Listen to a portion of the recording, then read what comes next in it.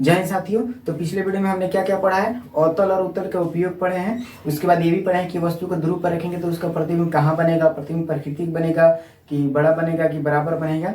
ये सब हमने बातें देख चुके हैं पिछले वीडियो में। इस वीडियो में हमको ये देखना है, ये वीडियो जो बना है वो इस लेसन का लास्ट वीडियो है। इसके पहले हमने 3 वीडियो देख चुके हैं और लास्ट वीडियो में हम पूरे चैप्टर को कंप्लीट करेंगे। कंप्लीट करने से पहले आप लोग जितने भी पीडीएफ में दिए गए हैं नोट्स और क्वेश्चन आंसर, उसको आप याद करिए और लिखिए। ऐसे तो होगा ही, आपको कोचिंग ट्यूशन करते होंगे तो आपकी कोचिंग में करा दिया गया होगा क्योंकि ये पहला चैप्टर है। लेकिन एक गेस के रूप में आप लोग उस पीडीएफ को डाउनलोड करके और लिखिए और याद करिए। तो चलिए हम लोग आगे अपना टॉपिक देखते हैं। आज 3 टॉपिक में हमारा ये खत्म हो जाएगा चैप्टर। तो पहला टॉपिक हमारा आ जाएगा चिन्ह परिपाटी।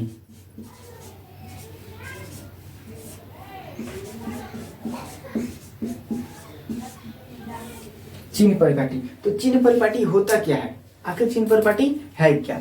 तो देखिए, गोलीय दर्पण जो होता है, यानी जो दर्पण होता है, दर्पण के सामने हम किसी वस्तु को रखते हैं तो सीधी सी बात है उसका प्रतिबिंब दर्पण में दिखेगा। अब कैसे दिखेगा, कैसा प्रतिबिंब बनेगा, ये सब हमने पढ़ रखा है।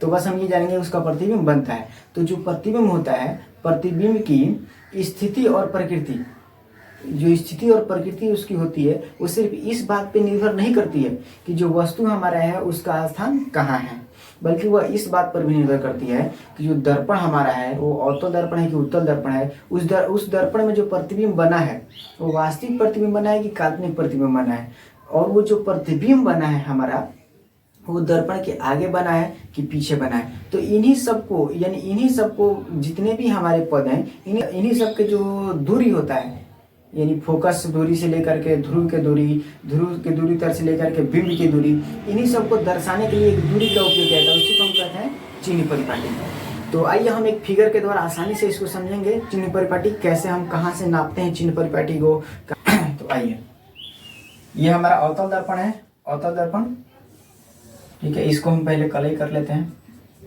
देखिए, जो भी चीज पढ़ा रहे हैं वो आपको समझ में आना चाहिए। समझ में नहीं आ रहा है तो आप ग्रुप में जुटे हुए हैं, वहां से आप अपना डाउट्स क्लियर कर सकते हैं। जो लोग नहीं जुटे हैं वो जुट जाए। देखिए, अवतल दर्पण में यहाँ पे कौन सा पॉइंट होता है, P होता है, यहाँ पे C होता है और यहाँ पे F होता है। इतने सारे पद हमने पढ़ चुके हैं, बस अभी तक हम इतना ही जानते हैं कि नहीं, इससे आगे हम थोड़ा सा और अधिक जानेंगे। तो देखिए, यहाँ से यानी वक्रता केंद्र है और ये अनंत हो गया, इसके बीच हम एक वस्तु को रख दिए। वस्तु का नाम है A और B।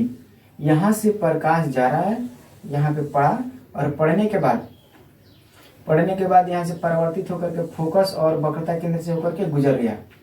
यहीं से क्यों गुजरा, हम पढ़े हुए हैं कि अगर किसी वस्तु को वक्रता केंद्र और अनंत के बीच रखते हैं तो दर्पण से परावर्तन के बाद कहाँ से होकर गुजरता है, फोकस और वक्रता केंद्र से। यदि किसी वस्तु को फोकस पर रखते हैं तो कहाँ से होकर गुजरता है, अनंत से होकर गुजरता है। यदि वस्तु को C पर रखते हैं तो वो C से ही होकर के गुजरेगा। यदि ध्रुव पर रखते हैं तो वो ध्रुव पर ही गुजरता है। तो ये सब हम पढ़ चुके हैं। जो लोग नहीं पढ़े हैं वो पिछले वीडियो देख लेंगे, आई बटन पे लिंक दे दिया जाएगा।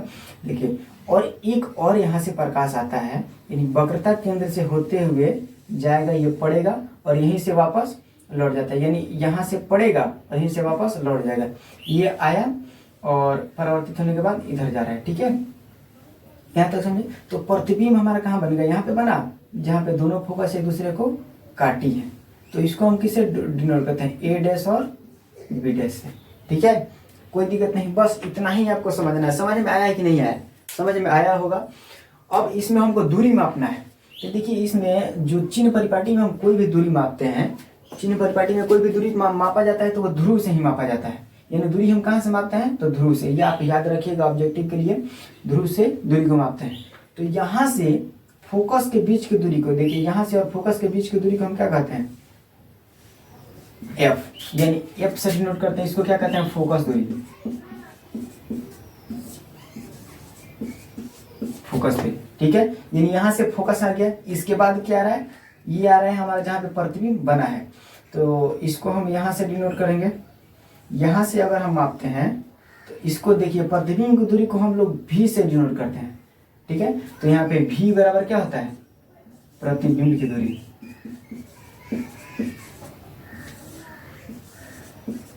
प्रतिबिंब दूरी हो गया। अब इसके बाद आता है C, ये हमारा आया C, तो C यहाँ पे आया सी को हम लोग आर से डिनोट करते हैं, आर से डिनोट करते हैं। इसको क्या कहा जाता है, आर से डिनोट करते हैं, इसको क्या वक्रता त्रिज्या कहा जाता है, वक्रता त्रिज्या कहा जाता है। उसके बाद अब क्या आ गया, यानी बिंब की दूरी या वस्तु की दूरी यहाँ से हम लेके अगर हम मापेंगे, देखिए यहाँ तक नहीं है, ये हम यहीं से नाप रहे हैं, लेकिन हम अलग अलग लिखे हैं ताकि आपको समझ में आए। ये जो लाइन जाएगा वो यहीं पे जाएगा, यहीं पे सब मापा जाता है, ठीक है। तो यहाँ पे हम इसको किससे डिनोट करते हैं, यू से डिनोट करते हैं। इसको क्या कहते हैं, वस्तु दूरी या बिंब दूरी, वस्तु या बिंब दूरी। कोई दिक्कत नहीं हुआ। इसको जो ये बिंब की ऊंचाई है, ये ऊंचाई है ना, ये इतना ऊंचाई है हमारा, यानी वस्तु की ऊंचाई है, इसको हम एच से डिनोट करते हैं। और ये जो प्रतिबिंब की ऊंचाई है, इसको हम एच डैश से डिनोट करते हैं। कोई दिक्कत हुआ, कोई दिक्कत नहीं। तो इसको हम एच से क्या डिनोट करते हैं, वस्तु दूरी ना, वस्तु या बिंब की ऊंचाई, ठीक है। एच डैश से किसका ऊंचाई करते हैं, तो प्रतिबिंब की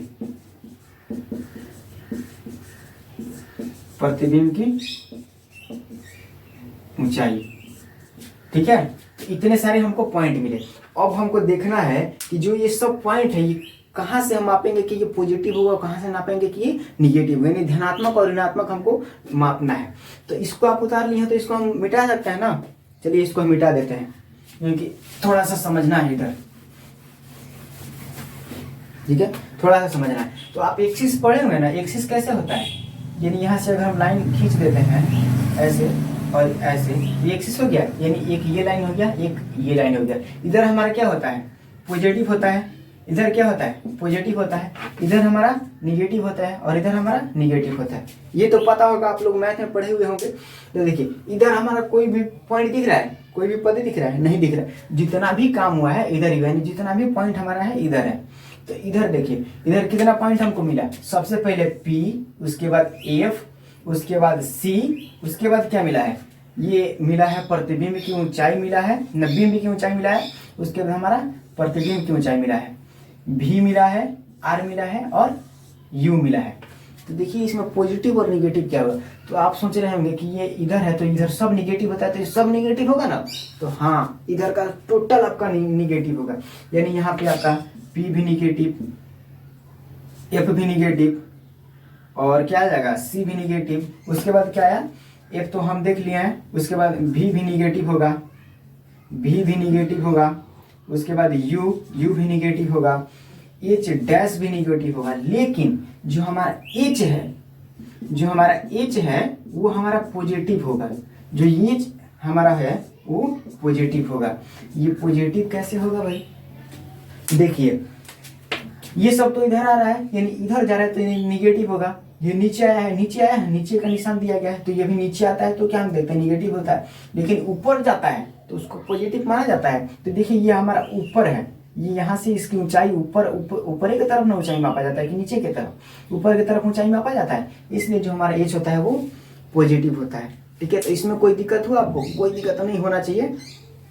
सेम इसी तरह हम उत्तल दर्पण को देखेंगे। उत्तल दर्पण को आप बनाइएगा और खुद से देखिए, नहीं समझ में आएगा तब उसका वीडियो हम बनाएंगे, ठीक है। तो देखिए उत्तल दर्पण हो गया। इसके बाद हम लोग इसी से समझेंगे दर्पण सूत्र क्या होता है। दर्पण सूत्र बिल्कुल आसान है, उसको सिद्ध कराना पीडीएफ के द्वारा काम है, यानी उसको पीडीएफ में हम लोग दे दिए हैं, सिद्ध कराने में थोड़ा। तो आइए हम इसी में से दर्पण सूत्र को कैसे निकालते हैं। तो दर्पण सूत्र में क्या कहता है, देखिए ये जो एफ है ना, एफ और ध्रुव को के बीच की दूरी को क्या कहते हैं, फोकस दूरी। तो फोकस दूरी को हम एफ से डिनोट करते हैं, फोकस दूरी को एफ से डिनोट करते हैं। ये जो भी हमारा है, भी किससे डिनोट करते हैं, भी हमारा क्या है, यानी प्रतिबिंब और ध्रुव के बीच की दूरी को हम क्या कहते हैं, प्रतिबिंब की दूरी। उसके बाद आ जाता है यू हमारा क्या है, बिंब की दूरी और बिंब और ध्रुव के बीच की दूरी को क्या कहते हैं, बिंब दूरी या वस्तु दूरी। तो इसी को, ये जो हमारा 3 पॉइंट है ना, एफ, यू और बी, इसी को हम ना, ये जो 3 हमारा पॉइंट है, इसी को हम एक सूत्र द्वारा डिनोट करते हैं, उसी को कहा जाता है दर्पण सूत्र। तो कैसे डिनोट करते हैं, तो 1/u + 1/u भी 1/u plus 1/v equal to 1/f। इसी को हम लोग क्या कहते हैं, दर्पण सूत्र। दर्पण सूत्र, ठीक है। अब एफ बराबर हम पढ़े हुए हैं, एफ बराबर क्या होता है, r/2 होता है नहीं बराबर r/2, तो 1/u हो जाएगा प्लस 1/v हो जाएगा इक्वल टू 1/f बराबर क्या होगा, r/2। यहाँ पे r/2 हो जाएगा, कोई दिक्कत नहीं हुआ। तो अब r/2 है तो 1 है, r है, उसके बाद बट्टा में, तो इसको सुटेबल तरीके से करेंगे तो 1/u हो जाएगा प्लस 1/v हो जाएगा इक्वल टू, अब देखिए ये ऊपर हो जाएगा, पलटी मार देगा कि नहीं, तो ये गुना में चला जाएगा, 2/r हो जाएगा। यही हमारा क्या है, दर्पण सूत्र। और ये हमारा क्या है, दर्पण सूत्र। यही हमारा दर्पण सूत्र, यानी 1/u plus 1/v equal to 1/f। तो दर्पण सूत्र आप देख लिए।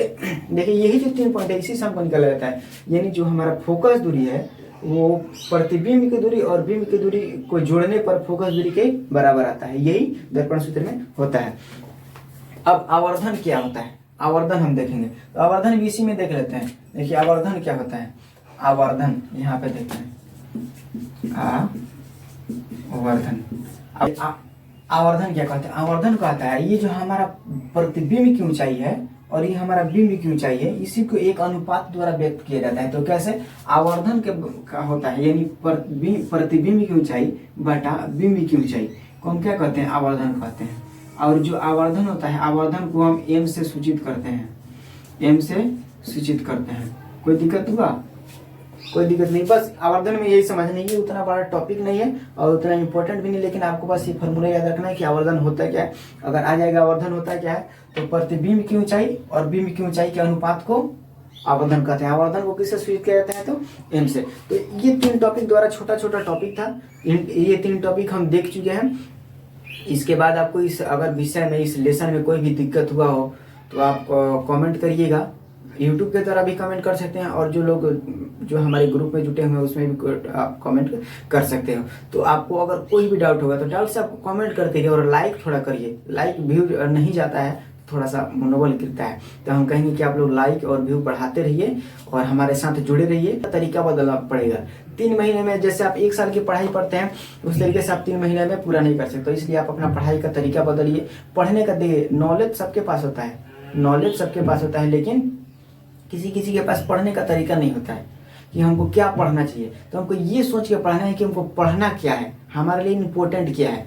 हम लोग पढ़ाते हैं तो इम्पोर्टेंट भी क्वेश्चन लगवाते हैं, क्यों लगवाते हैं जब हम पढ़ा ही रहे हैं तो, क्योंकि हम लोग को जरूरी रहता है वही पढ़ना, क्योंकि एग्जाम में वही सब आता है, ठीक है। तो हम लोगों को वही देखना है, अपने आप समझ लेना है कि कौन सा जो क्वेश्चन है वो एग्जाम लायक है, कौन सा क्वेश्चन जो एग्जाम लायक नहीं है, कौन सा क्वेश्चन एग्जाम में आ सकता है। इस तरीके से हम पढ़ेंगे और ज़्यादा देर तक पढ़ने से कुछ नहीं होता है। आप 2 घंटा ही पढ़िए, लेकिन पढ़ने से आपको कुछ मिलना चाहिए। 2 घंटा आप खत्म करें तो आप 2 मिनट समय देके ये सोचो कि हमने 2 घंटे में क्या क्या देखा है, क्या क्या पढ़ा है, क्या क्या हमको ज्ञान मिला है, क्या क्या शिक्षा मिला है। ठीक है, जय हिंद। आप लोग अपना तैयारी करते रहिए, आपको टॉप बनना है। चलिए, थैंक यू।